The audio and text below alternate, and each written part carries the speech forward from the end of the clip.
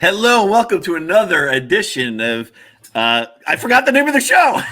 You forgot your own show name? Come on, man. All right, I got this. I'm the host now. Welcome, everybody, to Cullen on Film with your host, CJ Cullen. Yeah, you should do that. You should do that every episode.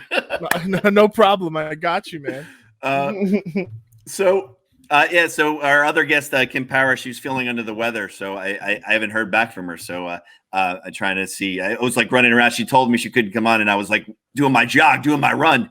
And I couldn't really stop because I've just started to exercise lately, and so I'm still exhausted right now. It's all good, man. Hey, so man, we got Christian in the house. What's up, everybody? What's going on? So it was great that you could come and fill in, and then and because we never get to go on, we haven't been on in a while together. I know it has. I was in one of the shows you did with Jack Skylar.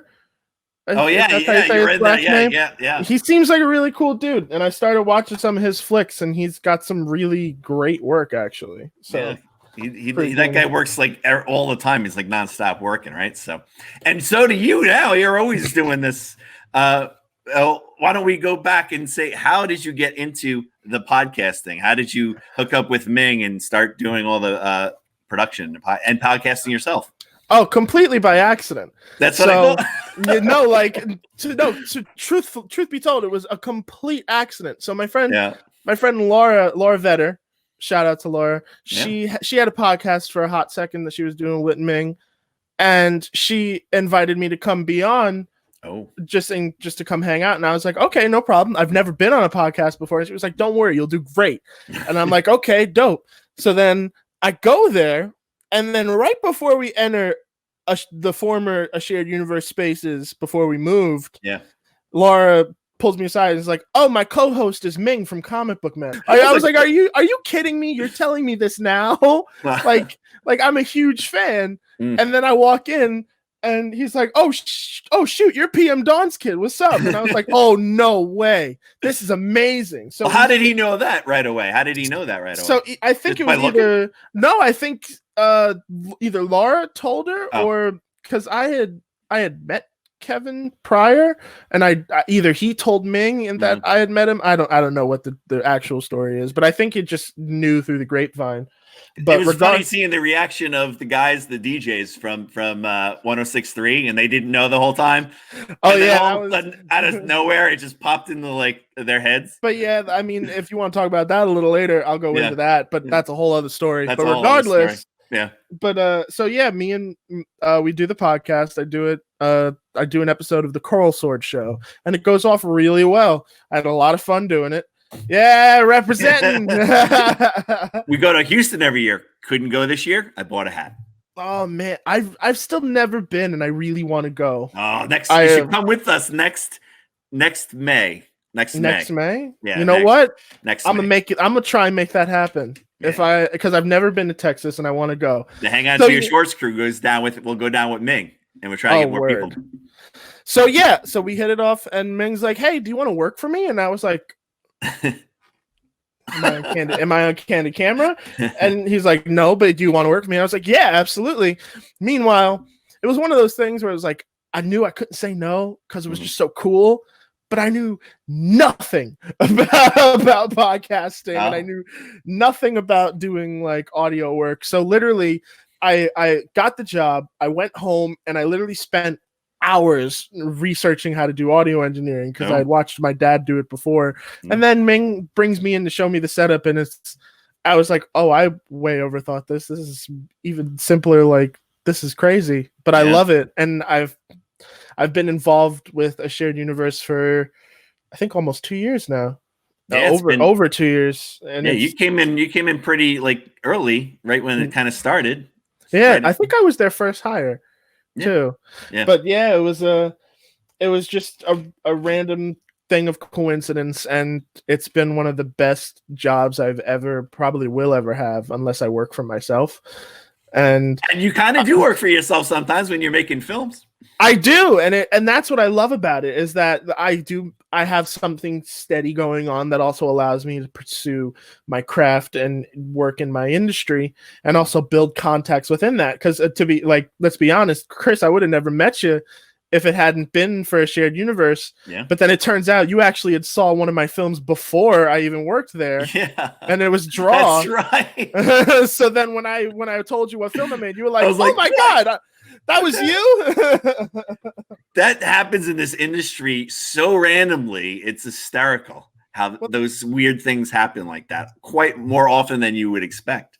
But I love that though. Like, I think that's like, it's not just small world stuff. Like, I think that's so cool because we're all interconnected with this thing that allows us to tell stories one way or another, whether it's podcasting or filmmaking.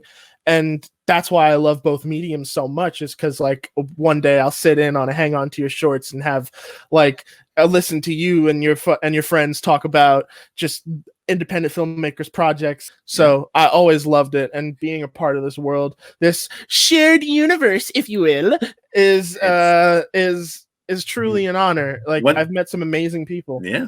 Once we get out of this, I think we should have like a whole huge podcasting party once we're all clear to like hang out. Oh my God. Yeah. Like, oh my God. Like the one we had before on the boardwalk, but I'll actually show up early when it's, when there's more people. I mean, like a setup where we bring in podcasters from all over, and they like almost like in Asbury, like in the convention hall, like one convention. Massive podcast. Yeah. Like the podcast convention would be amazing to do that. Right.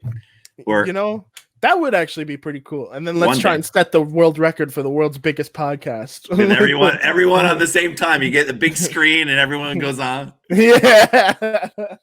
Is everybody lined up? Let's go. Let's do it, CJ. Let's set the world record. We're going to do this. It's going to be amazing. I did the world record thing for the most Jay and Silent Bobs. We did that in Red Bank. So why can't we do that most podcasters? That's awesome. I remember seeing the news article for that, and I thought it was just the coolest thing, and I was so mad that I didn't end up going for whatever reason. You had to get up it was very early in the morning, and I got up with Scott Churchin, and we dressed up and we went and had a blast. Oh, that's incredible. Yeah, that's awesome. And if you watch that episode of Comic Book Men, I'm in it. Oh, no way. As Silent Bob. I look horrible, but that's the Shooting Clerks premiere episode that they also did that with, right? Well, they filmed, it's a different episode, but they filmed the same day. Yes, you're right. They did film it because it was that night we went to the Shooting Clerks. And I remember I had a film festival that night. My film was playing at the House of Independent at a different film festival, not mine. So I was watching, and I've already seen Shooting Clerks. So I went the whole beginning, and I'm sitting there, and I'm like, oh crap, my film is playing in Asbury soon. So I should probably go see that. I jumped in right. So I'm like, I'm all right. I wanted to stay, but I'm like, I gotta go. So I even told like Kevin and all them, like, see ya, bye. I've seen it already. And he's like, oh, okay. So I jump my car, I drive as fast as I can. I get a parking spot right by the place. I run in, my film starts. Oh, that's awesome. That's beautiful. It was like, will he make it? It's like that scene from Ferris Bueller. Yep. That's how I felt like. Were you jumping over fences and, it was close and hopping through backyards, and it was, oh man. So that was one of the craziest days ever. So I was up early that morning as Silent Bob, and I end up at the in Asbury watching my film, and a guy, so many people, it was packed, and they were all cracking up. It was my bicycle film, I believe, that I directed, Must Hurry, where a guy's riding a bicycle and you don't know what's going on. Oh, okay. I already like that premise. It's like, it already fills you with like questions, and I love that, especially in a short film. It's got a great ending. It's only 3 minutes, but you watch it and people are like, what is going on? Why is he rushing? What's going on? And then you find out. That's the same thing with Draw, where people are really like that. People love the ending of that film. So for those who don't know, I did an animated, live action, quote unquote, animated short film called Draw, which is about two gunslingers meeting in the middle of the desert for a battle of puns.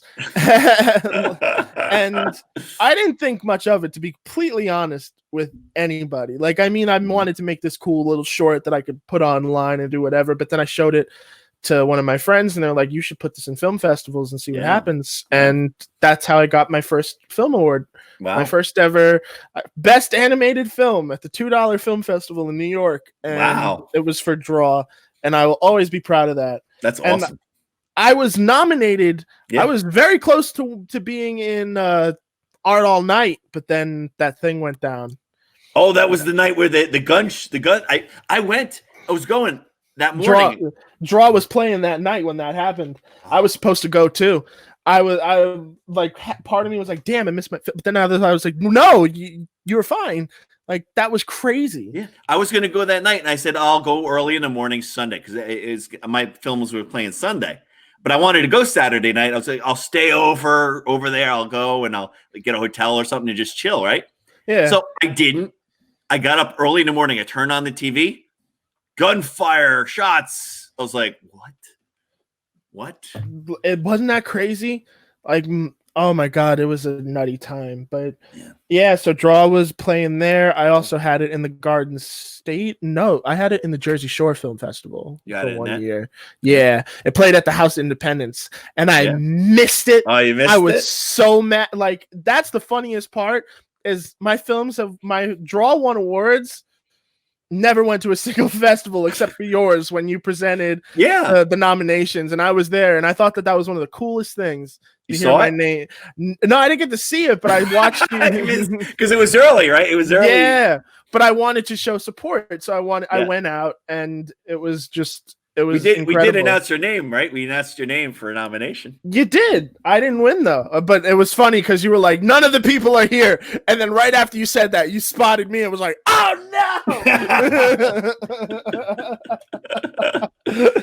It is hard. Like, we get a lot of animation, and this year coming up, even though we moved it to September, we got some amazing animation. So I tried to fit as much as I could in, but it's hard to get an audience for the animation. I don't know why. It's like, come see the animation. Where the people that make it, they don't come to the festivals. It's a shame because people still associate animation with kids media because, well, that's just how it was for the longest time. And I think now, especially, we're starting to see a break in that tradition where a lot of shows are becoming shows and movies are coming out that are animated that aren't necessarily for children. While I think it's going to be a little bit longer for it to be like the norm, but it's slowly starting to be accepted more and more. And I think it's also being taken seriously a bit more and more. Yeah. Because these films take such a long time to make. They're literally constructed from the bottom up. Then, like, it's an amazing thing to watch an animated film get made. So I hope soon enough that they start getting the more and more respect that they deserve. I'll never forget going to the theater to see bigger, stronger, uncut South Park. Oh my God. You want to know an awesome story? So my dad was a huge fan of that movie. Of the movie, yeah. Yeah, well, of the show too, but he loved South Park because he kind of thought he looked like Chef, which I thought was that's actually kind of true.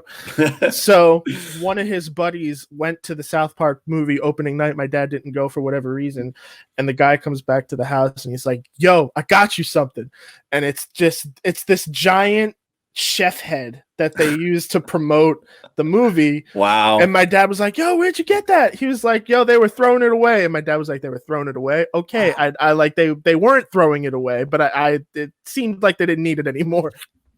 And it's still in our garage to this day. Really? This humongous chef head that I will never get rid of because it's one of the coolest things ever.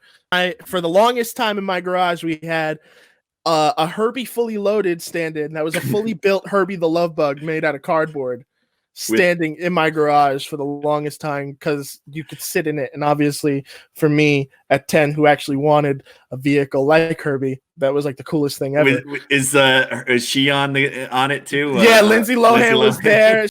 My favorite parody photo, of course, being the Muppets parody of Forrest Gump, and it's Kermit sitting on the bench. and that was the one that I actually grew up noticing what that was. And then my dad was like, "That's actually a parody." Oh, it's not an actual movie? This is disappointing. Maybe there will be one day. Maybe they'll make it now. Maybe. I mean, I would hope so. I think that'd be. They haven't done a Muppet movie in a while. Disney owns them now, but they haven't done one in a while. Disney owns them, but a lot of people have some questions about how they're kind of treating the Muppet property. Because if you kind of look into it, they're kind of being treated as the black sheep. Like they barely get mentions when new stuff is announced. There's not really much focused on that area anymore, and that really kind of breaks my heart because those characters have so much potential, and it's been proven to work. Like it's not just a thing of the past that can move into now. Like the Muppets are almost an institution that can. Do they have anything in like Disney World or Disneyland on the Muppets? They have the Muppets 3D, which I think is still there. Yeah, it's still there. Muppets 3D, which is a ride where it's like you watch a movie, but you go into the Muppet Theater and you watch them try and put on this amazing 3D spectacular show. Yes, absolutely. So we were talking Muppets and all that, and I think I'm going to take that as God's response is to not me wanting to talk about the Muppets. Yeah, probably not. He's probably like, you've had enough of that forever. Shut up. Jim Henson's looking down. He's like, relax. It's like, fine, you'll direct the movie eventually, but relax. So I know you said in the past that you do puppeteering. I do. Well, have you done any lately? Have you created any new puppets or? I'm not a builder, so I don't build them as much. I'll have some people that I know. Yeah, like I know some really talented builders and performers. But as far as creating new stuff these days, I haven't really. The last time I think I really did anything puppet related was technically draw, but I did a short thing called the Jimbo and Bob Show because I have these two characters who, whenever I'm in like a writing rut, I'll always go to these guys. Like they're like my Muppets basically. So like I'll always write and see what they're up to just to kind of put something to paper and get the brain juices flowing. For a long time, a lot of projects were just exclusively just Jimbo and Bob stories. And then eventually I grew out of that, but I would always write for these characters. And then 2 summers ago, my brother was just like, yo, like, let's just make something. It's the middle of the summer. Like, you're out of film school. Like, let's just do something. And we did 3 episodes of the Jimbo and Bob Show, and people actually really liked them. And I want to do more, but I truly would love to do, and I'm going to sound nuts because of course I am. I would love to do an independent puppet feature film that I think would be just the funniest thing in the world. Because I was cracking up before your comment about the it's gone now. It's not there anymore because they were a new thing. But when I was talking to when I was talking before, and you put we were talking about musicals, and you're talking about creating a musical. Did you see me like crying all of a sudden? Yeah, you were starting to laugh, and then I was like, "Oh no, I didn't mean to throw off his groove." I felt so bad. I was like, "Oh no, CJ, I'm sorry. I was just trying to make you laugh." I turned, I laughed, and I lost my train of thought. Oh man, but it's funny enough. Like, even though I love that stuff and I love Muppet music and I love musicals, mine wouldn't be a musical. My puppet film that I've currently been outlining and actually kind of writing, I'm 60 pages in now, is a sci-fi equivalent that is Groundhog Day meets Project X. And it's called Live Party Repeat. Still am doing puppetry here and there. I am practicing still to kind of keep it up. But as far as like it being like the main thing, it's not really that anymore. I'm starting to drift more into like writing and directing and doing and producing my own projects. Of course, I'll always be that performer. And sometimes like I'm still contemplating on whether or not I want to try and get some sort of gig on the upcoming Sesame Street movie as just an additional puppeteer, because I know that they're going to need that. So who knows? But regardless, that would be really cool if you did that, though. It'd be really cool experience. I know, it would be so amazing. Yeah. But it's one of those things where it's just another tool in my tool belt. So I'll apply it to like other projects that I'm coming up with. Like right now, I got this preschool show pitch that I just finished the Bible on. If you get a preschool show, those things, man. Once they hit, holy cow! I know. Because I grew up in a very strong musical household. Yeah. I grew up surrounded by great bands, great music, played all the time. So then when I was much younger and I got told about what the Wiggles were and stuff like that, I was a little annoyed because part of me was like, all right, this is cool, it's friendly, kid-friendly music, but at the same time they kind of played down because they played down to us being kids. Yeah. So, like they didn't understand that kids were kind of more susceptible to understanding what music can be and different genres and stuff like that. Yeah, lyrical content can be educational, of course. Yeah. But music doesn't have to be played down because it's for kids. You can create something that everyone can listen to. Those guys just killed it though, right? With those they killed it. I created something that's like my an amalgamation of a few different types of projects, like Muppets meets Wiggles and stuff like that. So that's what that pitch is right now, and I'm trying to see where that could take me because why not? Let's see where it goes. Did you ever see that show Lazy Town? I did. Funny story on my Facebook profile. I have a banner photo that is a behind the scenes shot of them filming Lazy Town. And because I just thought it was one of the funniest things because it's all the puppeteers are dressed in green except this one guy who's wearing a normal t-shirt, but his pants are the green screen, the green screen pants. And I put it on my profile because I thought it was just so funny. And then the puppeteer was like, "Hey, that's me." I didn't realize I was friends with him on Facebook. Wow. And I was like, "That's so cool." And he told me it was his first gig being a children's puppeteer, and he got to go out to Iceland where they filmed the show. We just interviewed, my student just interviewed the girl from the show. No way. That's awesome. the last episode. She's on it. That's insane. Yeah, that's go back and listen. Yeah, she was on it as a kid. Yeah. That's incredible. But yeah, I mean, I love the medium regardless. And I mean, of course I have aspirations of directing like feature films and TV shows and stuff like that. But I mean, if I do end up working in a market where it is making like Nickelodeon shows or even Nickelodeon films, animated films, like I feel like that's where I could really excel. Yeah. So that's where I've been trying to kind of find my footing.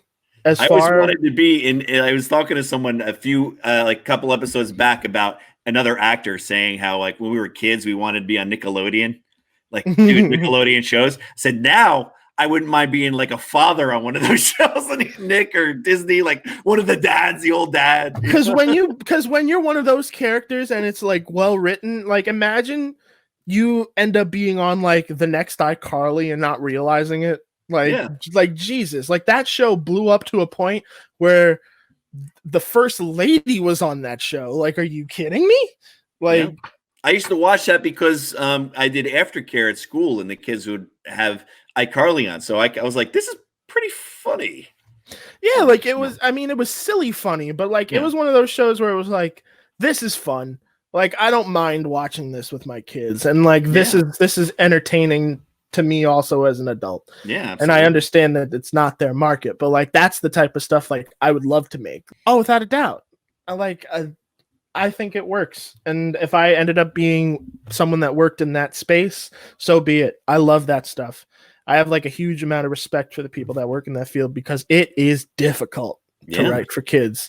They are your harshest critic. They will tell you what they think. It's not easy. And a lot of those shows, like a lot of them come and go real quick. They don't last. Like there's like one or two that like last seasons, but some just come out for a season and then they're gone. They're gone. I think Disney, I just heard this the other day. They usually do like 3 seasons and out, like for everything, 3 and out. Yeah. Disney's maximum show amount is 4 seasons and then it's done. Yeah. And then that's really it. There's only been like, I think a handful of shows that have broken that mold, and one of them just ended. So Disney, for me, it's weird because I know that rule for them. I don't get excited for their shows as much because I know in like 4 years it's over. Yeah. It's like, why would I get excited over something that I know is unless gonna it's like a end? big hit, maybe they do extra stuff or make a movie or something, right? TV Yeah. movie. Where, like, for example, that show that just ended was called Star versus the Forces of Evil. It was a great show, but I knew it was on Disney. I was like, oh, that's going to be on for like 5 years, and then that's it. But it ended up being one of the ones that broke the mold, and it was on for 7.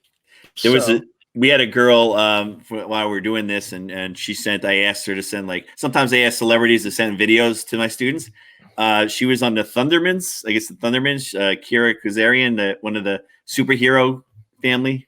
You ever see that's that? so cool. I have heard of the Thundermans. I haven't watched it. That was a little past my time, but I keep up with that stuff. Yeah.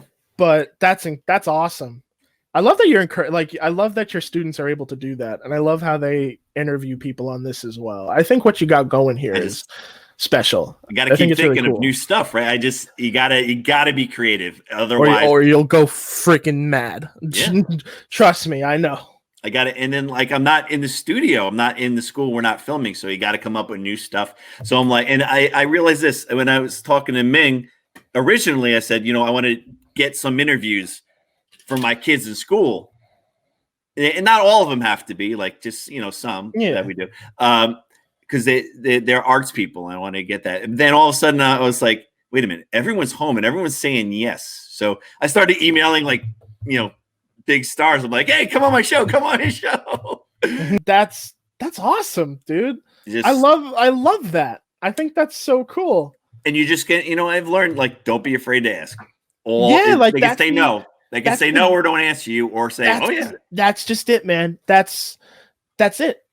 Like, that's the mentality I've always been in, especially in the last few years, because hey, that's how I got a gig writing songs for Thomas the Tank Engine for a hot second for their YouTube channel, to specify. But yeah, man, it's just asking. You got to put up your stuff so people can see it, like your songs. I shall. You can find me on YouTube most of the time at Arcade, like an old school arcade machine productions. You will find a hodgepodge of various different forms of content, some ranging from kids' music to some weird puppet shows to just whatever the hell I feel like posting at the moment. Didn't you do that Toys R Us one? I did do a Toys R Us song. I wrote a song. I wrote a ballad about Toys R Us closing down, and it went small time viral, and it was really cool. People still come up to me and like, you wrote the Toys R Us goodbye song, and I was like, yeah, I did. And they're like, they're reopening. Yes, I know they're reopening. I thought they were, but I haven't heard anything since. So who knows if they? I think it was a pop up, but it was so funny because after they announced it, just a flood of comments came in. They're reopening. They're reopening. You got to make a new song. They're reopening. I was like, I don't care. Yeah, that's not Toys R Us. No, it's like Jeffrey's Toy Box, and they were like small little, like you said, pop ups probably. Oh, I'm jealous of LA when it comes to their pop-ups. They do a lot. I know, but they just did one on my birthday. I was so mad that I wasn't in LA because I was actually supposed to be in LA for my birthday. Yeah. And they did the movies pop-up for Kevin Smith. That's right. And I was so mad. How long would it? Well, now we can't go out there. But no, it went on for like I think half a month. Yeah. It was on for a minute, and it ended on my birthday. I was so sad. Wow. Some of those pop-ups that are a huge hit keep going. If they can keep paying the rent, they just keep going for longer, right? Longer until it starts dying out, I guess. If they hadn't demolished, that's very true. But if they hadn't demolished the movies that they used to film in Clerks 2, that would have been the perfect location. Oh yeah. I mean, I appreciate the safety taken. I just 2020 is hot dog water to me right now. Like, I'm over it. It was the best start. January, February was so strong, and then who would have thought January movies would have been majorly important? Man. But we'll get through it, and we will. But thanks for coming on, man. And thank you for having me. Being a good guest here. Nice, quick fill in. It worked out. It was cool, and it was a lot of fun.